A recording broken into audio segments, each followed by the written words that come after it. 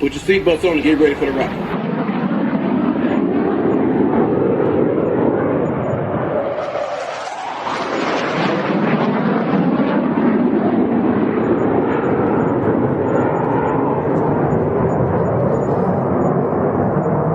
We're the freaking New York Jets, so we're built for this shit.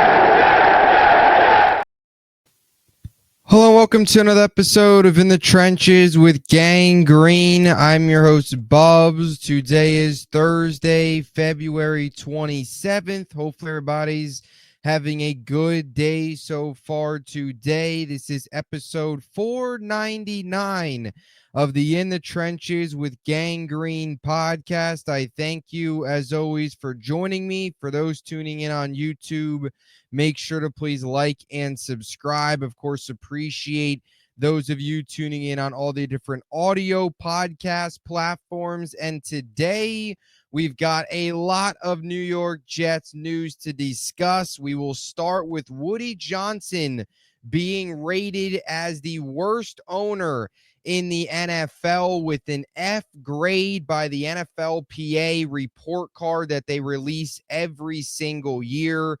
We will break that down, and we will also get into Garrett Wilson, according to Zach Rosenblatt, reportedly wanting to re-up with the New York Jets. We will break that down as well a little bit later on. As always, though, before we begin, we got to get into our podcast partners, starting with our friends over at BetUS, America's favorite online sports books. Let's take a look at quarterback target for the New York Jets, Justin Fields.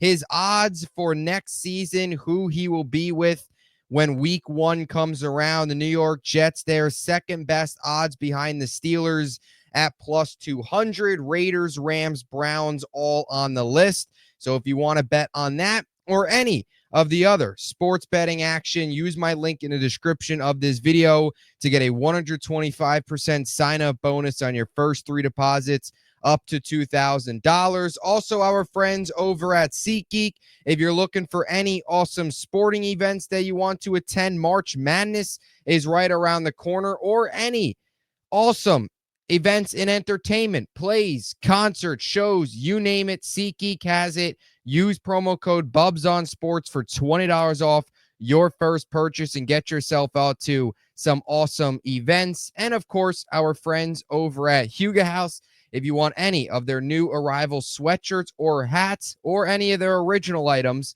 use code Bubs for 15% off your first purchase, and you'll get 30% off your second hat with that code. So get yourself some awesome Huga House swag. So here we go, episode 499. Thank you, as always, for tuning in. We got a lot to discuss today on the podcast as we are almost through another week. NFL Combine in full swing. So a lot, of course, news coming out this time of year right before we hit March and, of course, free agency in just a couple of weeks. I want to start today, though, with Woody Johnson. Every year, the NFLPA releases their report cards. Players vote on the teams that they play for. They vote on a variety of different things. Some of these include, training facilities, ownership, all that different stuff. And the New York Jets report card was released yesterday along with all other 32 NFL teams, and it wasn't great. So we'll throw it up here on the screen. The Jets ranked here C-, 24th in the NFL in treatment of families, 29th in the NFL, C- in food and dining area, 13th in the NFL in nutritionist, dietitian, B+, D+ locker room, 26th in the NFL, C training room, 28th in the NFL, training staff, 29th in the NFL with a C, weight room, C+, 26th, strength coaches, B, 29th, team travel, C+, 24th, head coach, B, 25th, and lastly, but certainly not least, ownership with an F, 32nd in the NFL out of 32 teams. That's ugly. So I throw those up on the screen. I also want to throw this up on the screen here. This was kind of the general overview of the grades and why they graded the Jets this way.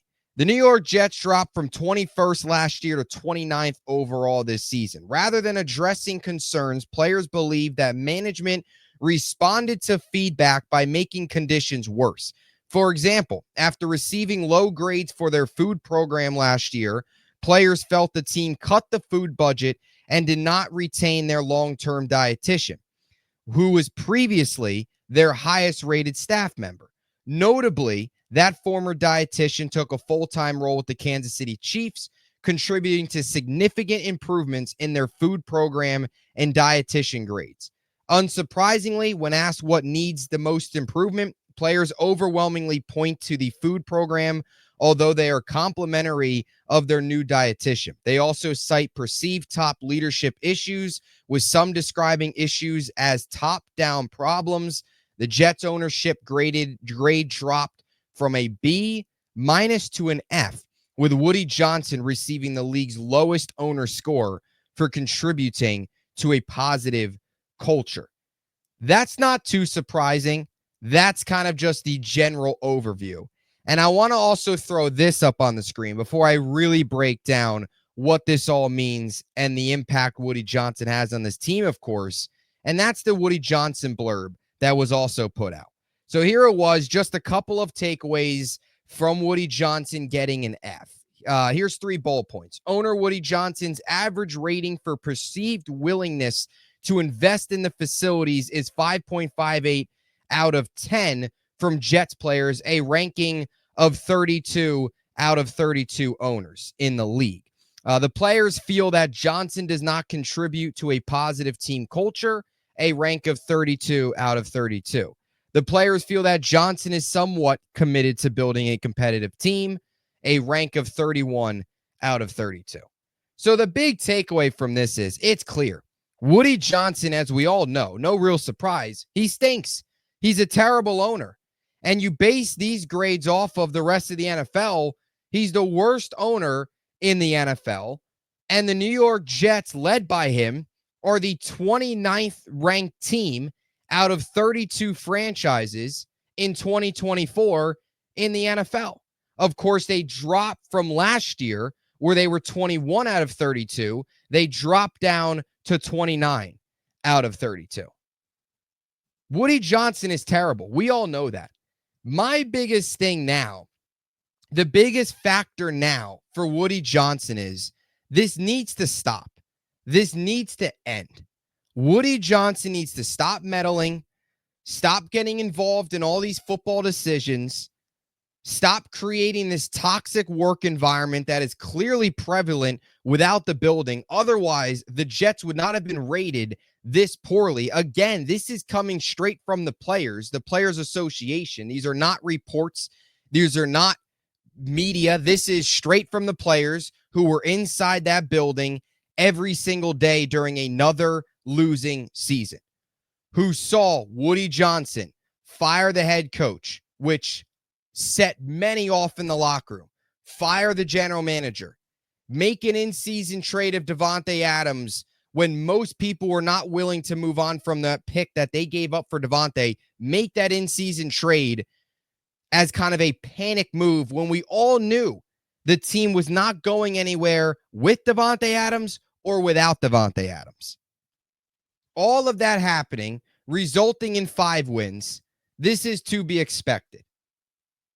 All you can do now is hope that Woody Johnson gets a grasp of reality and gets a hard dose of reality where he looks himself in the mirror and recognizes that this needs to stop if this team wants any chance, if Aaron Glenn and Darren Muji want any chance of succeeding here. This needs to end.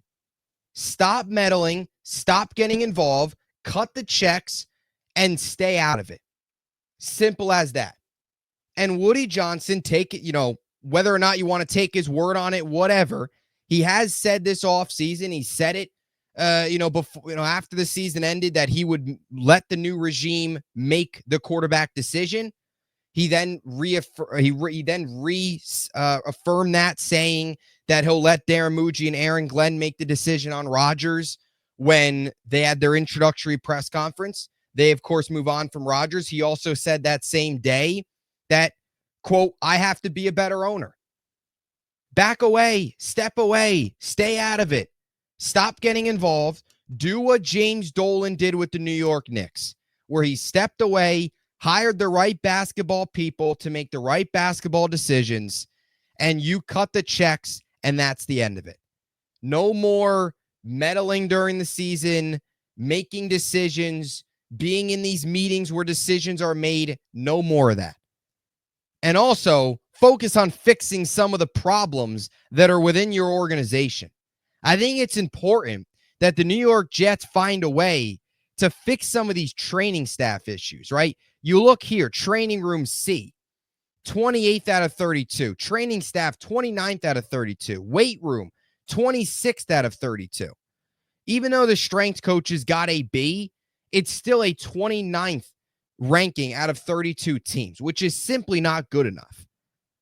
And I do think part of that is the cause for the injuries that the Jets have dealt with, right? It's the little things.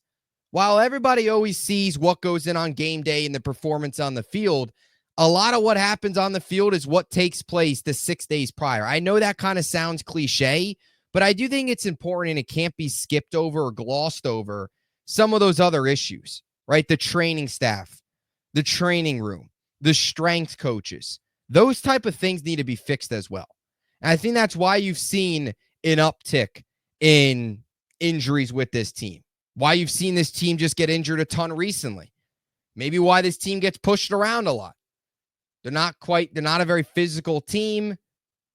They're kind of with that. You need to fix that type of stuff. Those are the little small things off the field internally that need to be fixed if you want to have that winning culture and build up a winner. You look at all the best teams in the NFL. Yes, they got talent. Yes, they typically have good coaching, but a lot of other things too internally are right. Internally are working. Dietitian, training staff, training room, strength, all those different things matter as well.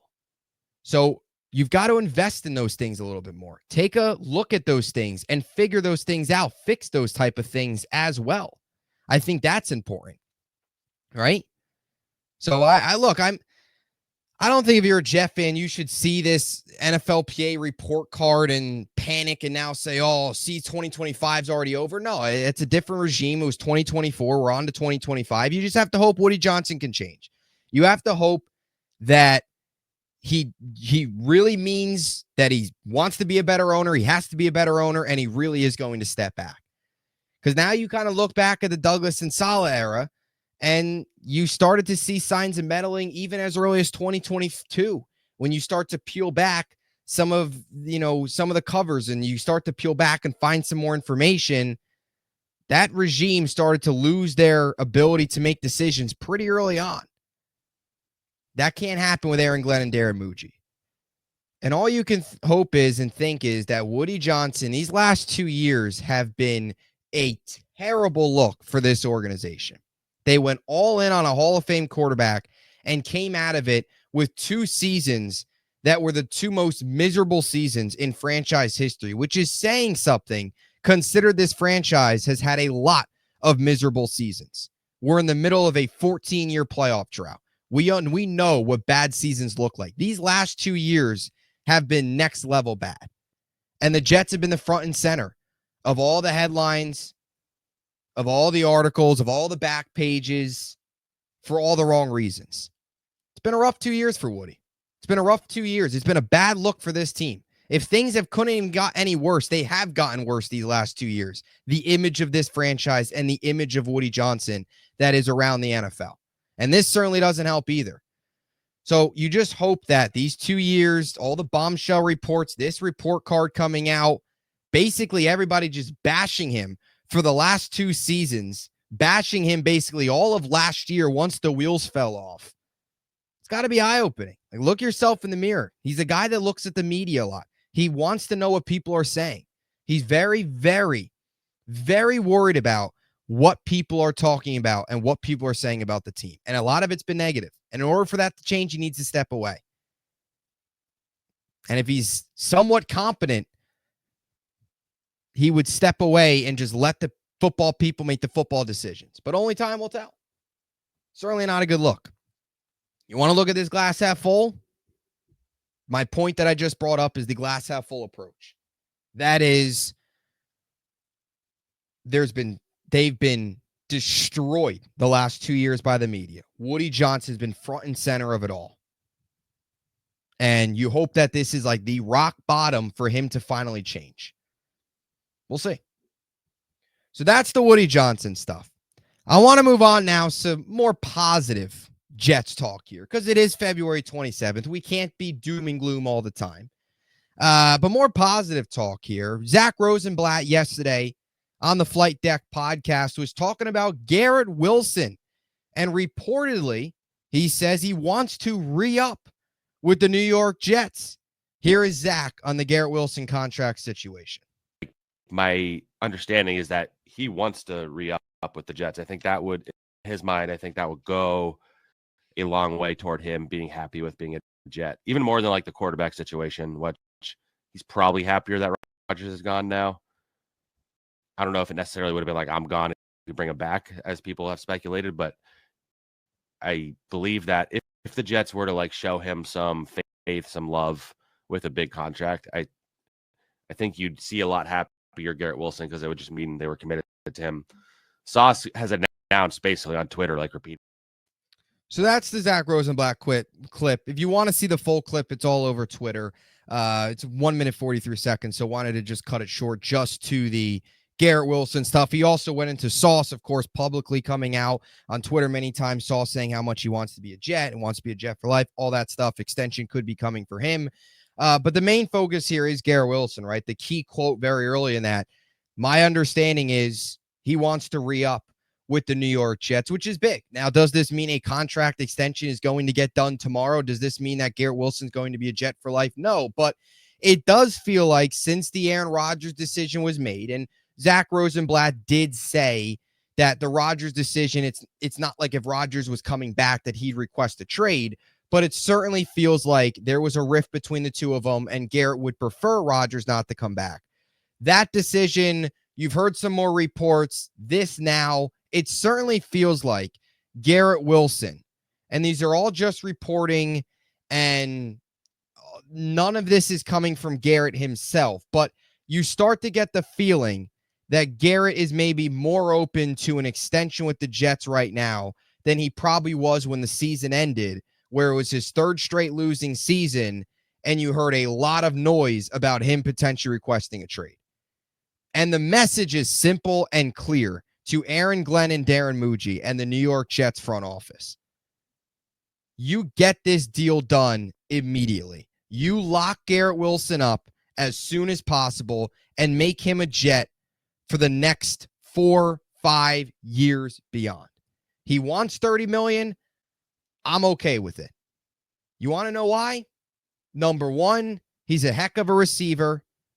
Number two, the salary cap's always going up. The salary cap went up this year. It's going to go up again next year. It's always going up. So while $30 million right now might seem like a lot, top of the market type of numbers, 2 years from now, that won't be the case. I also think that's why it's important. The more time you go with Garrett Wilson not signing an extension, the more and more his value is only going to go up, and the more and more you're eventually going to have to pay down the road. If Garrett Wilson goes out there this year with no contract extension and dominates and has a huge season, you just maybe looked at a $30 million deal jumping way up that you would have to pay next year, as opposed to getting him this year at $30 million, which might seem like a lot right now, but in a year or two from now, it's probably not going to be. The market's going to completely reset. So you're better off extending him now just from a financial perspective, where in 2 years it might actually look like a bargain if he continues to play at this level.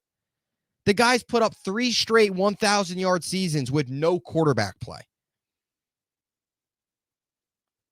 He has made history as a Jets receiver. First wide receiver in Jets history since George Sawyer in 1966 through the 68 season with 3 straight 1,000-yard seasons. Throw this other piece in here. 5th player in NFL history to record 80 receptions and 1,000 yards in each of his first 3 seasons. And oh yeah, by the way, we bring up this point all the time. Look at the quarterbacks he's done it with. There's not many receivers in the NFL. Very hard to do what he is doing the last 3 years. It's his first 3 years in the league, and he's had different quarterbacks every single year. Simeon, Boyle, Strevler came in on Thursday night. Joe Flacco, Mike White, Aaron Rodgers. The list goes on. Zach Wilson. It's been a disaster at the quarterback position. Complete disaster. And he's continued to put up numbers. He wants $30 million. You give him $30 million. He deserves it. It's smarter to pay him now than get into a situation next year where you have to pay him even more. You'd rather pay him now and then 2 years from now look back and say, man, we got a bargain. And this also isn't like, and Zach Rosenblatt did say this a little bit later on in the clip. He made a great point.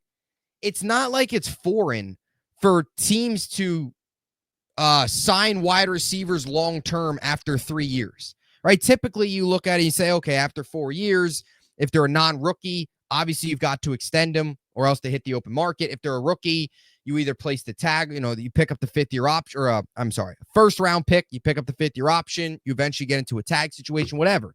But there's a lot of times here, an example from the 2019 draft class, and I'll even give you an example last year of this happening, where wide receivers got extended after their 3rd year, right? DK Metcalf, A.J. Brown, Terry McLaurin, all 3 of them, 2019 draft class guys, got extended after year 3.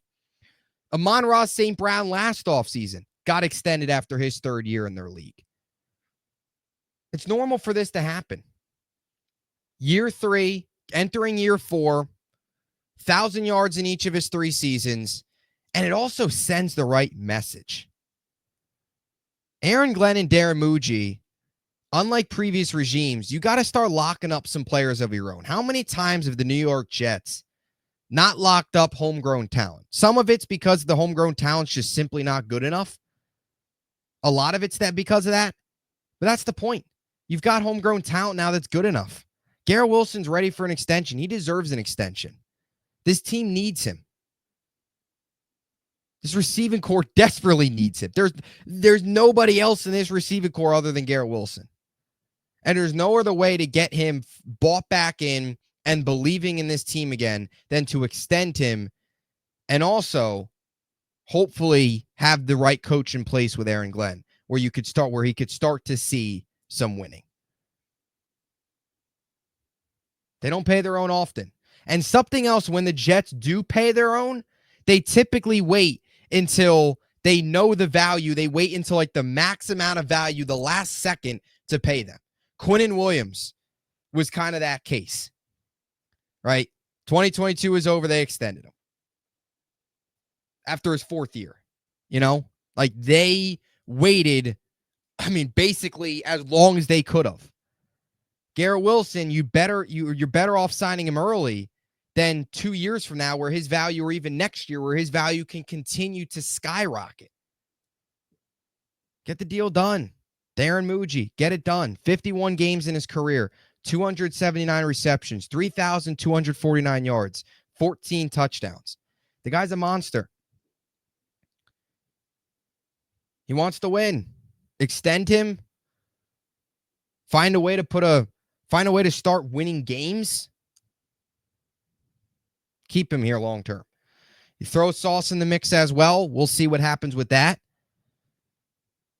I think you could take the same approach with Sauce. It is a lot to pay 2 guys one off season. Do they wait on Sauce to see a year of him with Glenn after coming off of what was a down year for his standards? Do they wait a year with him where they see what Glenn can do and then pay him next season? My only thing with that would be similar to Garrett. The longer you wait, the higher and higher you'd assume his value would go. Because I don't think there is this notion that Sauce is just going to fall off the face of the earth. No.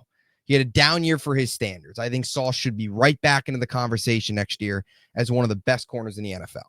And I think Aaron Glenn's going to do a lot of really good things with him. I do believe that. So his value would only go up. You could probably actually get Sauce right now, maybe at his lowest point than next year, where it's going to be a lot higher. So we'll see how they approach it. But get the deal done with Garrett. Make him a Jet for life. He should be here long term. Get it done. 4 years, 120. I'm fine with it. Keeping one of your own, something the Jets don't do often. Jets haven't handled these situations very well. They never had. Let's change that. It's also, I think, would be a good way, too. There is still a portion of this fan base that is split on Darren Mucci and Aaron Glenn. And believe me, nobody is fully bought in, right? We need to see wins. I do think some others, though, have a very negative outlook on this regime right now. There would be no better way than for Darren Mucci and Glenn to rally this fan base a little bit early on in their regime, early on in their time here, than to extend Garrett, who, of course, is beloved by Jets fans. I don't know one Jet fan does not like Garrett Wilson. There would be no better way for them to rally some fans, get the fans behind them a little bit more if they extend one of their own. One of the team's own, coming from a different regime, of course. So that's my thoughts on the Garrett Wilson contract. Let me know what you think in the comment section down below. Woody Johnson blasted by Jets players, essentially, as he gets an F. And your thoughts on Garrett Wilson reportedly wanting to re-up with the Jets. Hopefully something gets done pretty soon. We'll be back with a lot more content coming your way. As always, Combine rolls on. Free agency right around the corner. Exciting times. We got through one of the most boring months of the NFL offseason. That is February. March, things really start to pick up. April, of course, the draft. May and June are pretty slow. And then you hit July, which is early part slow, but once you hit camp, you're off and running really up until the end of the season. So that'll do it. We'll be back. A lot more content coming your way. Thank you so much for tuning in. And as always, until next time, JETS, Jets, Jets, Jets.